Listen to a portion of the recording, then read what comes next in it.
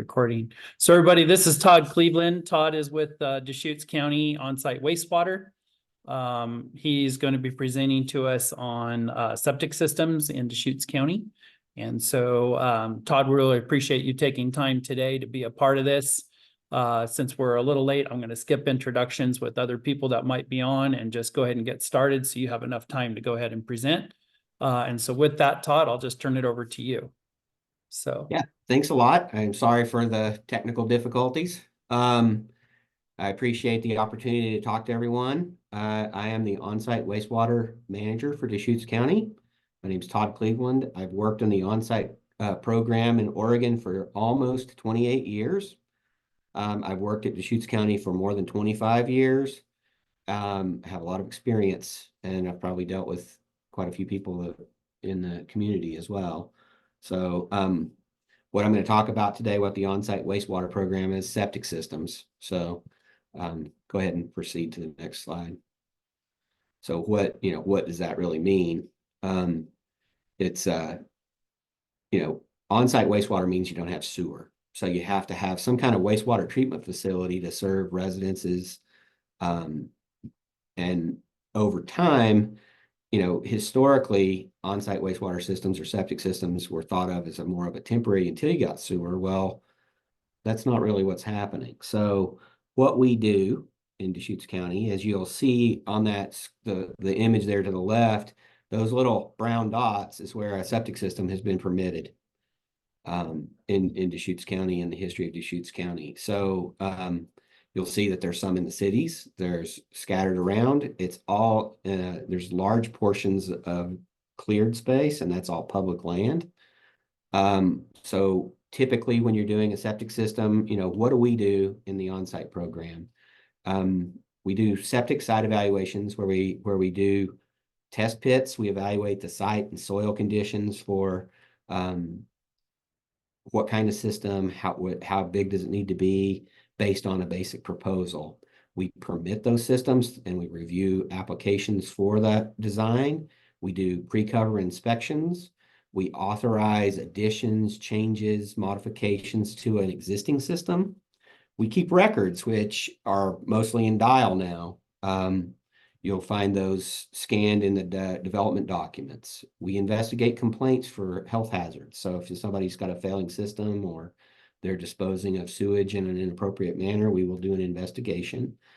There's a operation and maintenance program where advanced treatment systems need routine checks and service and require reporting in the state of Oregon. And we deal with groundwater and surface water protection as part of the on-site wastewater program. We're trying to protect water resources. So go ahead, Nina. So what is an on-site septic system? What does it include? So typically it includes a septic tank, which is where everything from the household goes. It's kind of your headworks for the wastewater treatment system. There's always some kind of place where the water has to be absorbed into the ground. So there's a soil absorption area, which is a drain field. Sometimes there's mounted sand filters. There's large drain fields, small drain fields, capping fills. And a few of the systems have treatment units, which is like that green box there, which is called an alternative treatment technology, or an ATT. That's an advanced treatment unit. So go ahead and go to the next slide. So the different types of systems. So standard system is what everybody always thinks about as a tank and a drain field, soil absorption system, the good old-fashioned systems, right, that everybody's familiar with. There's capping fills, which is a type of a drain field basically invented in Central Oregon. That's an image there to the left, where the trenches are shallow, and we add soil material over the top, and that area then needs to be protected with shallow-rooted vegetation for erosion control and to maintain the function of that system. Sand filters are mounded systems. In Oregon, there's a special Oregon sand filter, which is a big mound. Those are at sites where we have shallow water table or limited space or poor soil conditions. Sand filters do require bottomless sand filters in Central Oregon do still require sufficient soil. And then there's alternative treatment technologies, which are treatment units that are approved through the state and basically work as a little sewage treatment package plant on a property. And it reduces the drain field size. They're used in areas with very poor soil conditions, limited space, and environmentally sensitive areas, which I'll talk about a little bit later. So when we're getting permits in Deschutes County, so the process, there's always needs a site evaluation, which is the test pits. So there on the left, Kevin is looking at a test pit in South County. And part of that process is, the property's a vacant lot. We go out, we evaluate test pits on that property that are provided for us.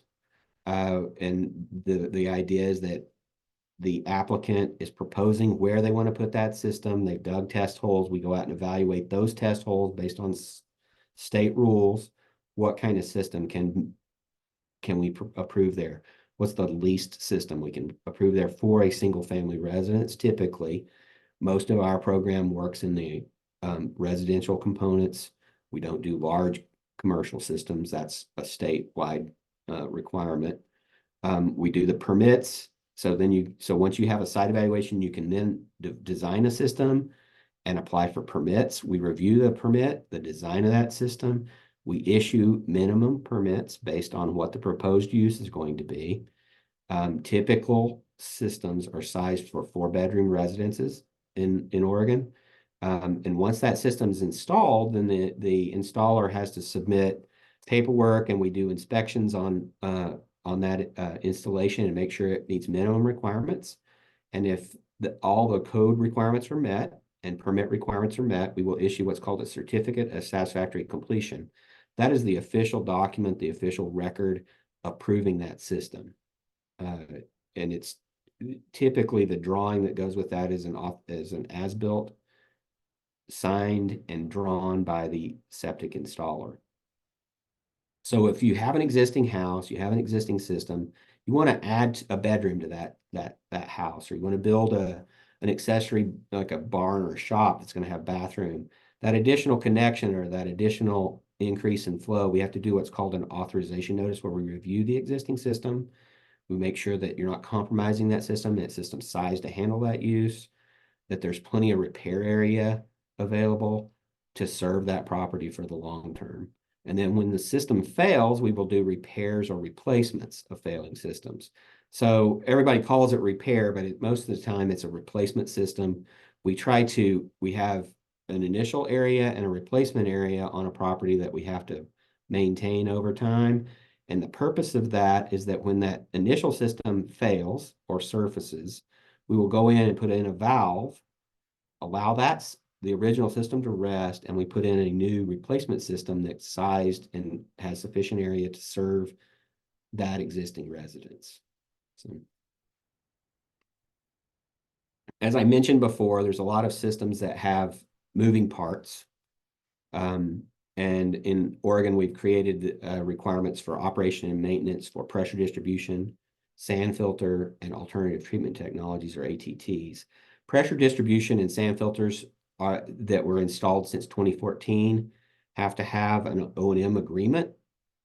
But the main purpose of this is that these systems have moving parts. They have different components that need to be routinely checked, inspected, cleaned, and serviced. That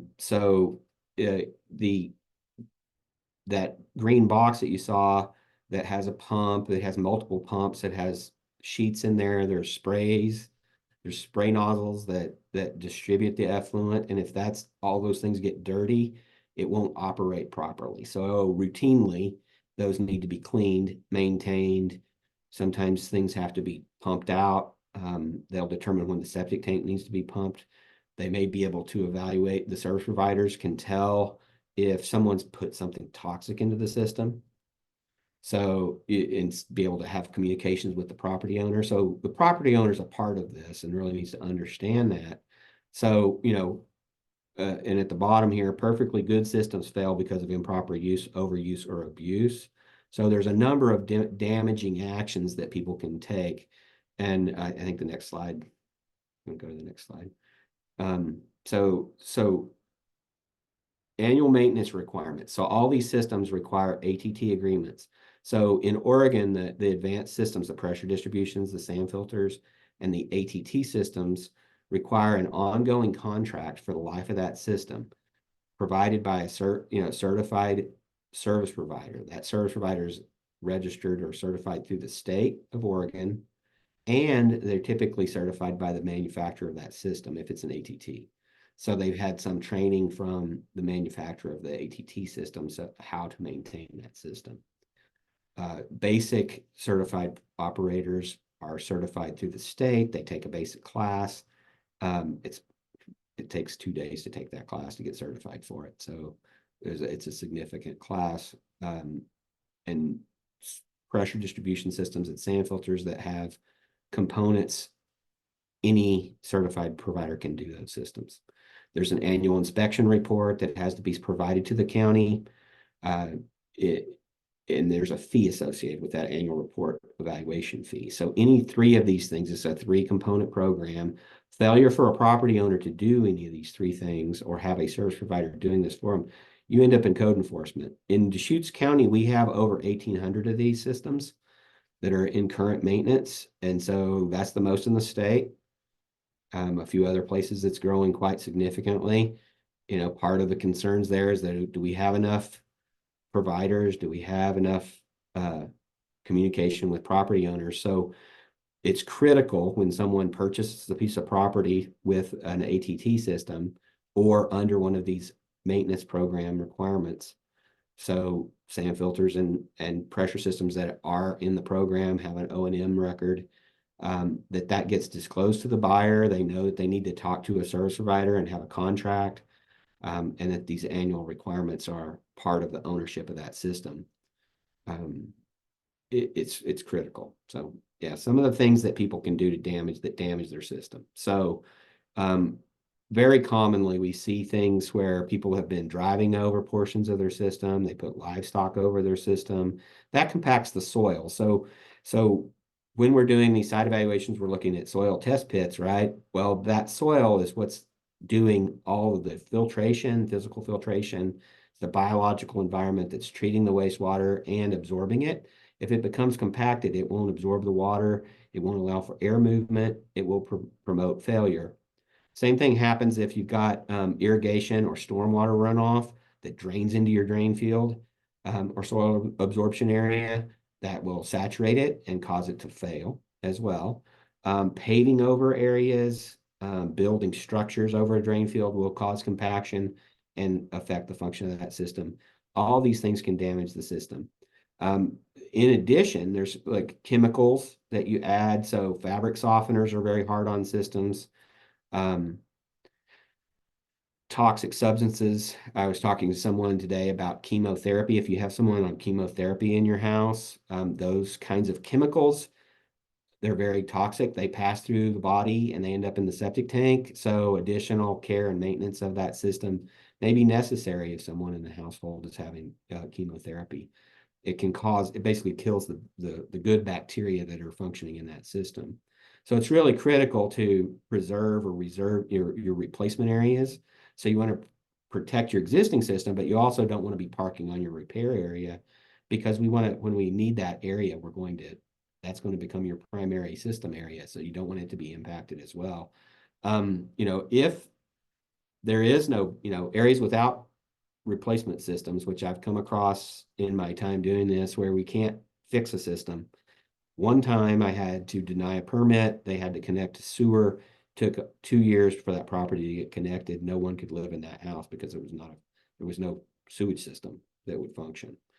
So, if that system fails, we always want to keep that backup area in place to serve that property. It's intended to serve the property for the life of that system. High water usage is a big deal. Vacation rentals, things like that, can have very high peak usage. Not normal for a residence. We don't necessarily know when a property is being used as a vacation rental, but if you have 14 people that come and stay for the weekend in a house, that could create a lot more water than a family of 4 would normally. So most systems are sized to average daily flow of about 225 gallons a day. It's very common. That's kind of, 4.5 people essentially is what that's set up for. And that's an average. And so your peak flows would be 450 gallons a day. That's what most systems are sized for. If you're overusing that system, it's going to shorten the life of the system and will eventually need to be replaced. Hey, Todd, we have one question in the Okay. queue. Yeah. If a system was installed prior to, I think you said 2004, do they still need to have that maintenance contract recorded with the county? They do not. So only for ATT. So all ATT systems have always required it. They came into place in 2005. So pressure distributions and sand filter systems that were installed prior to 2014 do not require the operation and maintenance reporting. It is always a good idea that people have someone certified to check and maintain their system regardless. Those pressure systems and sand filters have moving parts. And the Oregon Septic Smart program is kind of part of that. And it's set up where evaluation of existing system requirements, there's a specific reporting requirement, report form that's approved through DEQ. And many of these inspectors are the certified maintenance providers. They'll go out and they'll do a report. They'll have a pumping company pump the tank. They'll give you a full report of that system, where it is, how it's working. If there's something wrong, this process, when a property is being sold, has created or identified systems that aren't really working well before the property has changed hands. And so people can have a repair done as part of a property transaction. It creates a lot better circumstances than in the past. Years ago, when people didn't do these sorts of inspections at time of property transaction, and it can still occur today. But in the past, the shortest amount of time was 4 days after someone moved into the house where the system was failing very, very significantly and needed a repair. Those people weren't too happy about that. So hopefully this is avoiding those kinds of circumstances. So we can go to the next one. I advanced, so this, So the Oregon Septic Smart program, they do an evaluation of existing system. There's a DEQ form. It must be used. Only septic certified installers, certified maintenance providers, on-site wastewater specialists that are certified with the state, environmental health specialist. I'm an environmental health specialist. NAWT, National Association of Wastewater Transporter Inspectors, can do these inspections. There's a DEQ website that's for Oregon Septic Smart that can provide a lot of information. This is usually done at time of transfer, property transactions. So I'm going to go from now, I'm going to shift a little bit into some of the topics that are kind of hot topics in Deschutes County, and cover some of those at a high level.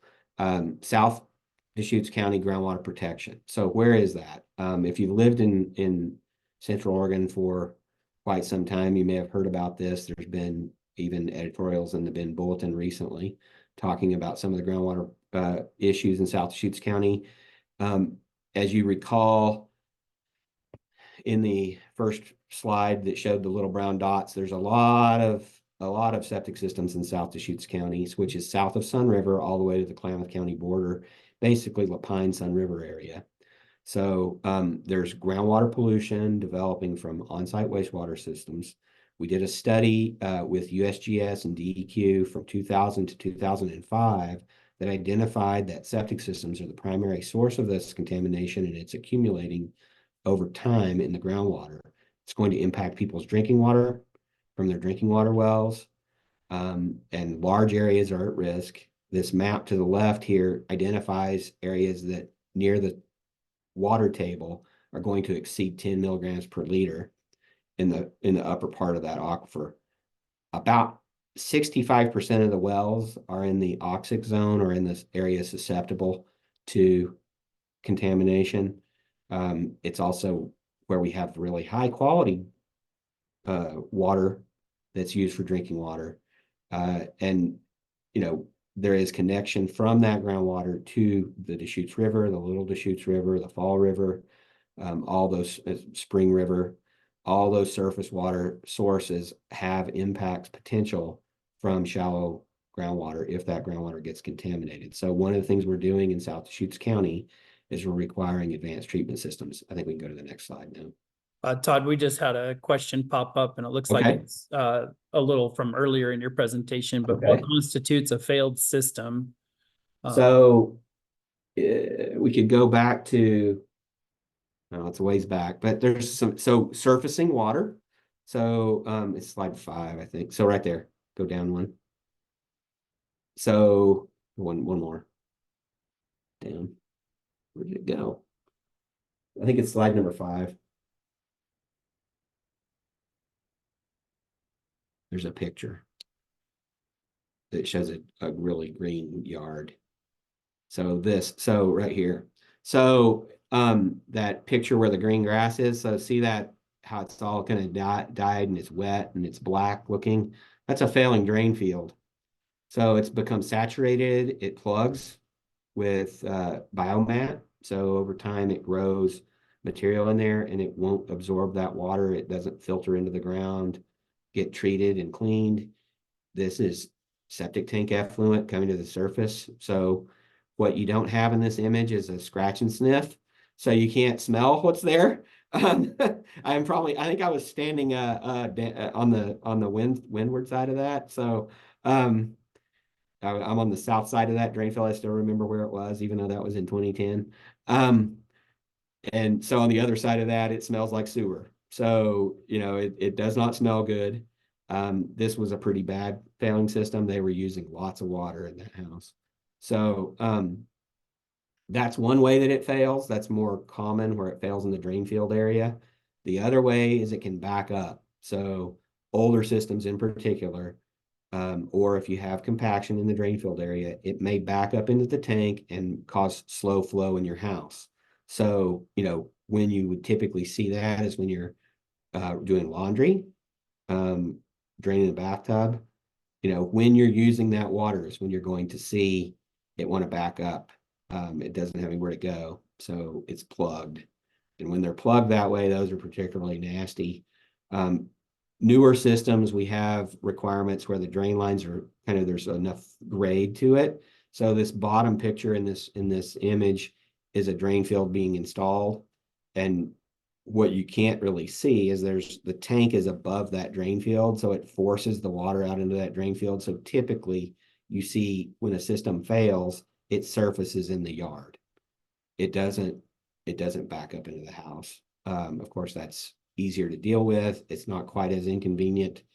And it's a health hazard to everyone, but if it's backing up into your house and you can't run any water, it's a big deal. So the way to deal with that is to pump the tank and call someone to start helping you get it fixed, get a repair going. We can go on to the next. Where were we?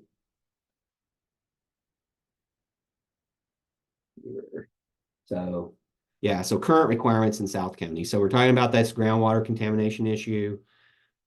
We know it's coming from septic systems. We have about 8,000 properties in South Deschutes County that are served with septic systems, or could be served with septic systems.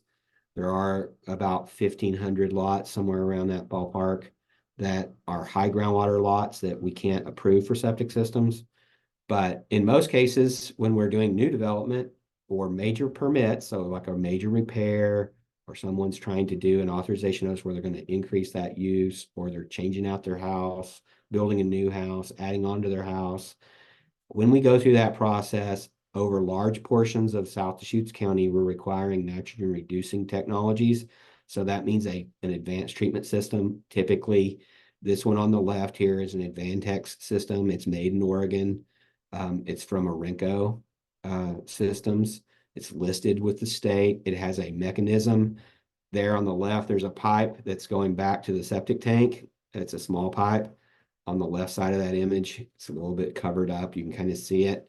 It takes treated water, routes it back to the beginning of the septic tank, where you have this treated water that's oxygenated, and you go back to the septic tank where there's low oxygen, there's a lot of organic matter, and the bugs use that nitrified, oxygenated, treated water they use that for their source of oxygen. So it drives off the nitrogen, which is nitrogen is the primary source, primary contaminant of concern.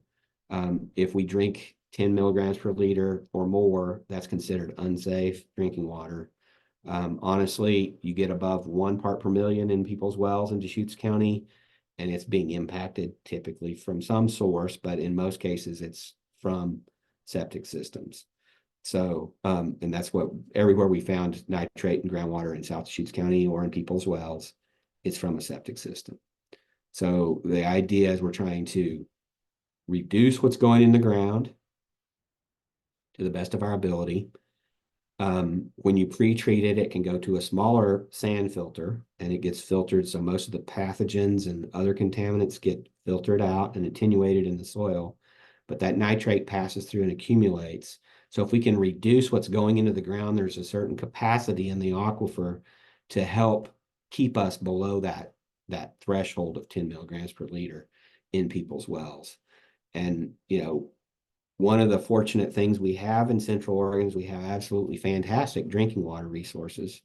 And that's the goal, is to keep them that way to the best of our ability. And if we do that, we also protect the rivers. So by reducing this loading on these rural properties, we're reducing the amount of nutrients going into the groundwater and helping that groundwater have the capacity to disperse that effluent. Now, there's still potential for people's wells to be impacted. Many people have had their wells go dry in the last few years because of the drought, and they're drilling those wells deeper. The fact that they've gone dry is a concern because most of the contaminants are near the surface, so they could impact that shallow well much more readily if during these drought times. But if people are drilling their wells deeper, they're going further from the surface, it's probably more protected. So, you know, it's a complex process. It's a very complex system in South Deschutes County. So in the city of Bend, here's another thing that we've been dealing with probably for about 10 years, the septic to sewer city process. It works similarly in Redmond, but we do a lot more tank abandonments, connections in the city of Bend. There are quite a number of septic systems still in use in the city of Bend. So we have a process established where the city will tell us if someone needs a permit, they go to the city of Bend and then they send them to us. And so basically they authorize or give a septic release saying sewer's not available to this property. This is what they're proposing to do. Here, Deschutes County makes this determination. Depending on which way that goes, you can get permits, and it's a bit of a slow process with the city because we're different agencies and they have to review things. They send it to us, and then we send everything back to the city of Bend for building permits. And for example, the process works exactly the opposite when they're wanting to decommission the system and connect to sewer. So they come to us first and obtain a tank abandonment permit at the county. Then they go to the city with that tank abandonment permit and apply for sewer connections. And during that process, it's coordinated. We do an inspection of that decommissioning of that system. They usually fill this, you know, a lot of times you'll see that picture there on the left is where they fill the tank, they pump it out, they break it up, take the top off, it's broken in places, and they fill it with soil, sand, gravel. We've even had places where they've had to pump slurry, that concrete slurry, into that tank because it's in the backyard, there's no access to it. And they've had to replumb their house to get to the sewer line. But this is a very common thing. We're doing quite a number of these every year. And if you're interested in the septic to sewer process, the city of Bend has a website that identifies where these projects are taking place on an annual basis. There's an application process for people. They apply to the city. I think it's in October. It's late in the year. They go through a process of reviewing which areas need sewer, how many people have agreed that they want the sewer, and they determine where they're going to do this septic to sewer program on an annual basis. So if you go and look at the City of Bend's website, you will see where they have a few of these processes. I think there's one Silver Sage, Benham Road area in south, near Murphy Road. That area is being sewered now. And we will be doing tank abandonments as they connect them to the City of Bend sewer. So I think the next slide is ADUs. Yeah, accessory dwelling units, which has been a hot topic in Central Oregon, and that's ADUs, accessory dwelling units. In Deschutes County, we went through a process to determine what was going to be necessary. So part of this is that the state legislature passed approved counties to be able to do second dwellings. These are a second dwelling. They are an accessory dwelling. They're smaller than the primary dwelling. They can only be a certain size, typically a maximum of 2 bedrooms. So in the past, in Oregon, you've never been able to have more than 1 dwelling on a property in the rural county. So nothing has ever been evaluated, looked at, or thought about having multiple septic systems on a piece of property. The process was allowing for rural residential 10-acre minimums, multi-use agricultural 10-acre minimums, urban reserve 10-acre minimums, the SR 2.5, which is an area that kind of borders the City of Bend, and then there's the West Side Transect Zone. Those are the areas that ADUs are allowed in Deschutes County. The lot size minimum is 2 acres in most of the county, except in that South County area where we have the groundwater concern. You need to have at least 5 acres. Part of this is that you need enough space. 2 acres may sound like a lot to people, but when you're talking about putting up to 4 septic systems on a piece of property, that takes up a lot of space. And in Central Oregon, we have a lot of lava rock, right? So we're all sitting on top of basalt. We see it all over around town with pressure ridges, rock ridges, and little pockets of ashy soil. So, it can be very challenging to find enough area to put in an additional septic system. And typically, we're not having people aren't wanting to connect to an existing system because most of those systems are sized only for a house. We would have to upgrade that system. And we start with a site evaluation. So there's that website there is a process that gives the whole county process from beginning to end. There's information on that website for accessory dwelling units at Deschutes County Community Development Department. But the first step in the process is to get a site evaluation done where we look at test pits, because if we were going to look at the existing system, you're going to have to expand it. Or typically, most cases, people look at doing separate systems. So this little site plan example on the side here shows where the accessory dwelling is going to be on the bottom, the bottom right there. And so they've dug 3 pits to look at a new system area, septic system area. On the southern part or the bottom part of this property, and the existing system that's maybe 20 years old is on that up by the house.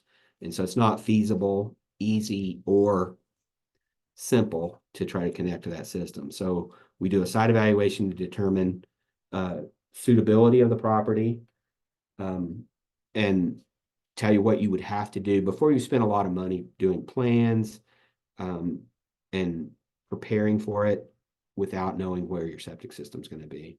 The septic system can really control where you need to put that dwelling.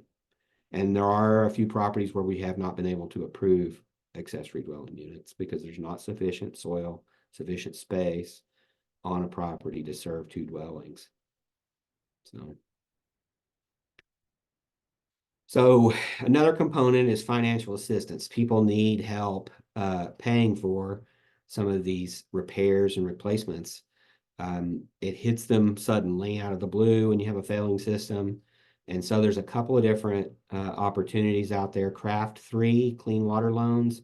They have received money from the Oregon legislature to provide financial assistance or low interest loans to property owners for upgrading or repairing or replacing their existing system.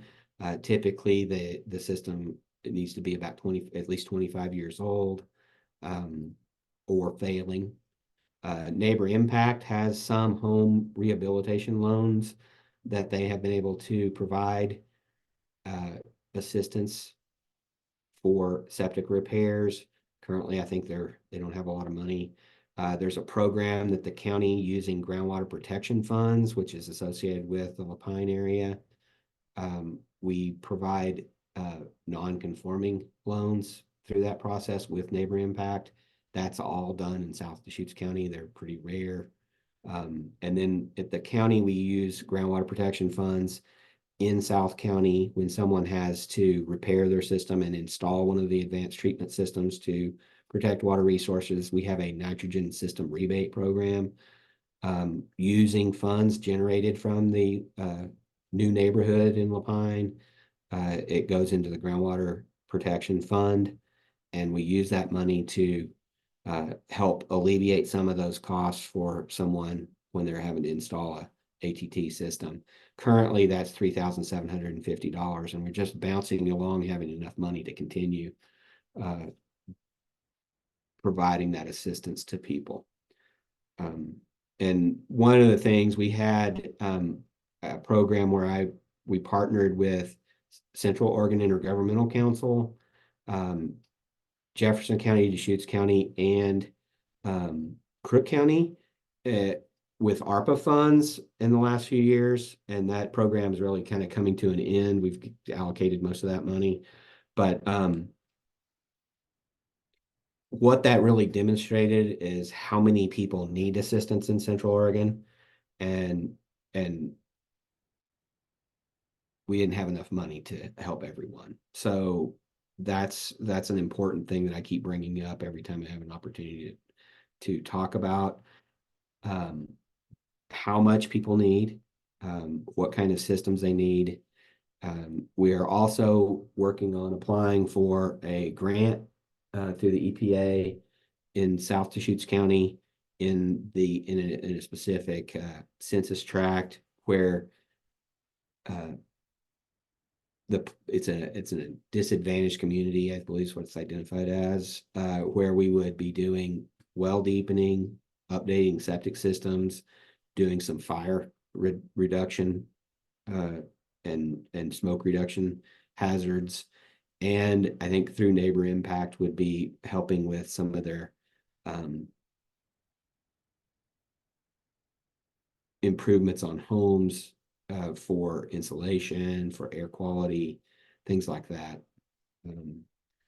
Any more questions? I got through this a little bit faster this time.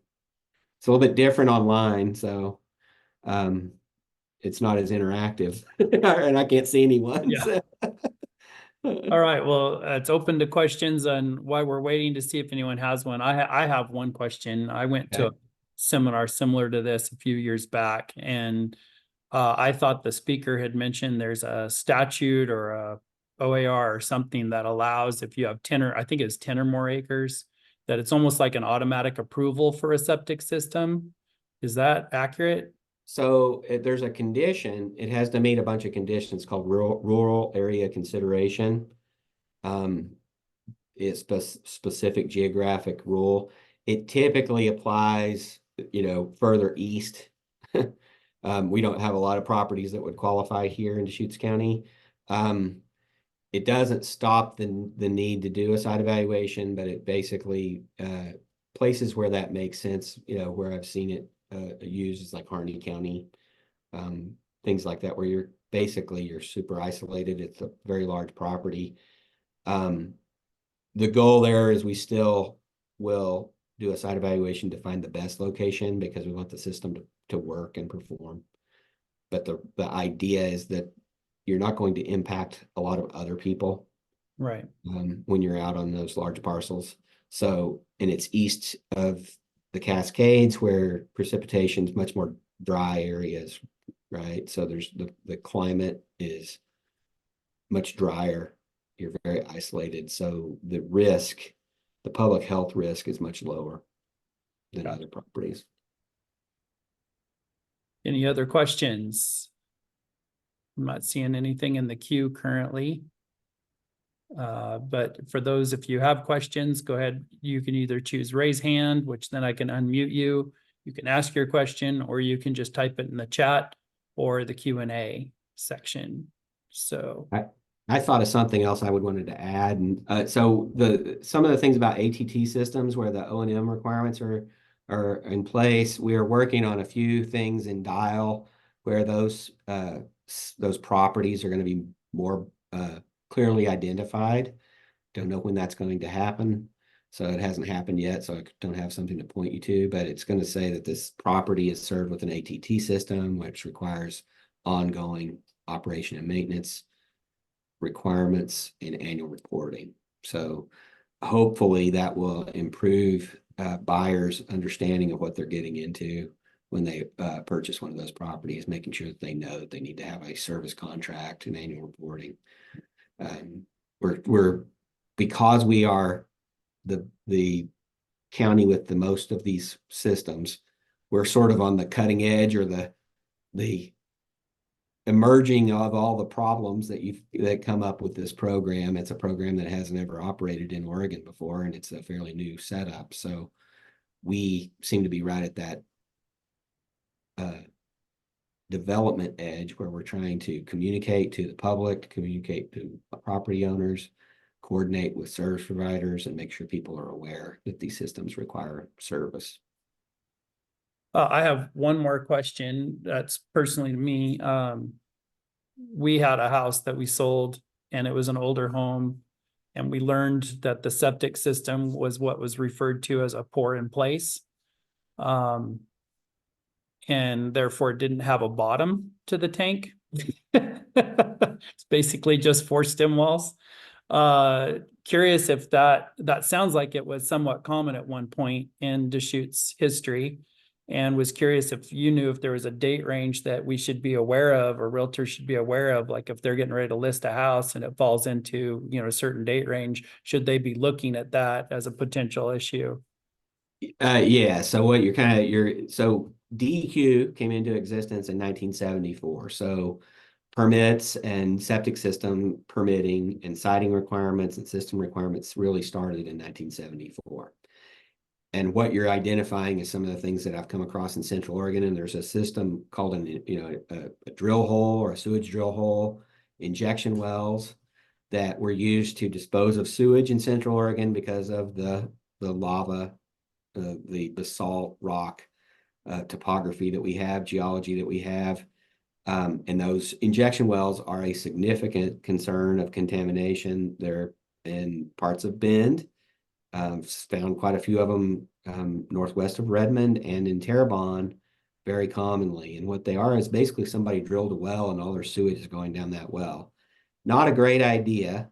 The Environmental Quality Commission that oversees DEQ identified that as a major concern of contamination. So if there's a property on a drill hole, that really needs to be upgraded, needs to be connected to a proper septic system.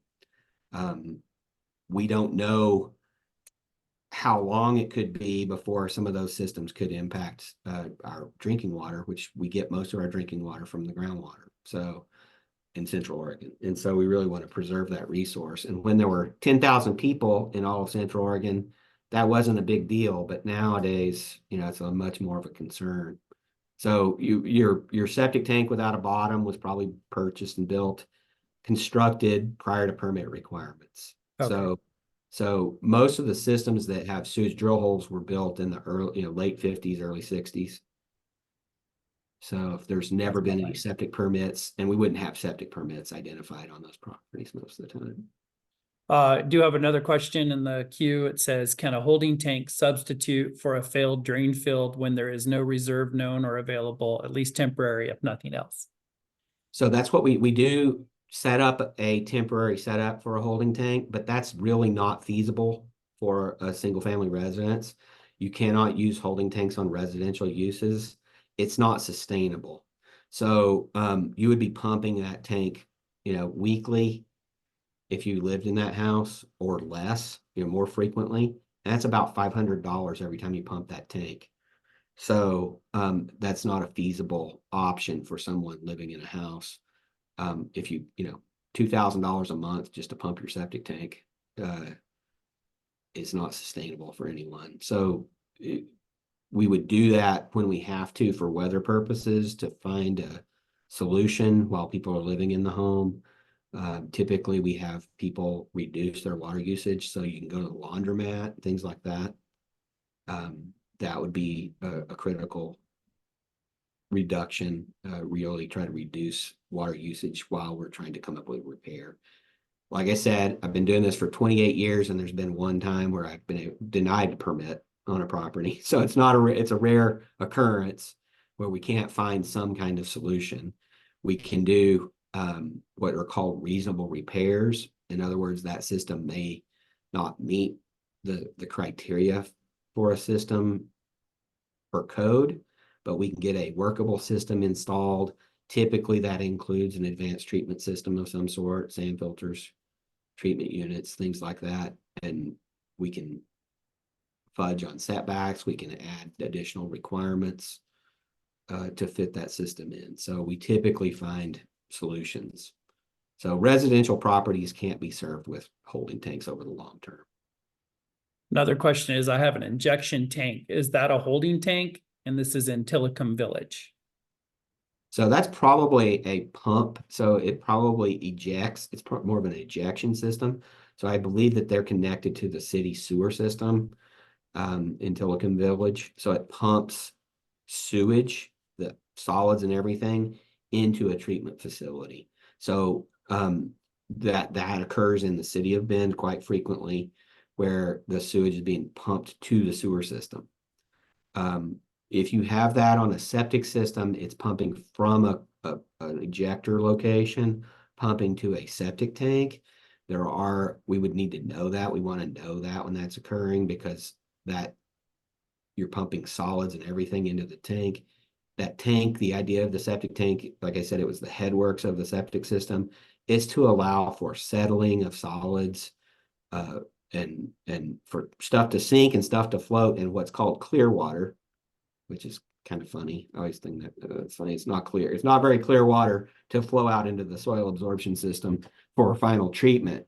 But when you put a sewage ejector pump, that really creates a mixing of that material, and it causes the septic tank not to work properly. So we typically need a larger tank, 2-compartment tank with some screens and things to protect the drain field afterwards. So it's really important to know that. But I think that property sounds like it's connected to the city of Bend sewer system. Yeah, Debbie just said, no, it's being pumped into the sewer. So I think that's what you're just saying. Yep. Any other questions? Well, I don't see any others in the queue, or no chat, or well, wait just a second. Can you explain the difference between loop and serial systems and pros and cons of each? So a serial system is on sloping ground, so it fills in a series. So think about it when you're walking downstairs, right? So you have to step on one step and then you go down the next step. That's how the septic system's working in a serial distribution system. So it's loading that system in trenches as it goes down the hill. A loop system is really a variation on an equal distribution system, so everything's level and the ends of the lines are tied together. So it's really dependent upon the site conditions to be able to do that. So when the ground slopes too much, you have to step down. So we can't get the trenches in. The trenches are all installed level. That's the way the water flows into those trenches. That infiltrates into the ground and it develops over time. So in a serial system, that first trench gets that effluent first. It develops a biomat, the water ponds a little bit, and then it spills over and goes to the other trenches. So it fills in a series, and those work, and they work for a long time.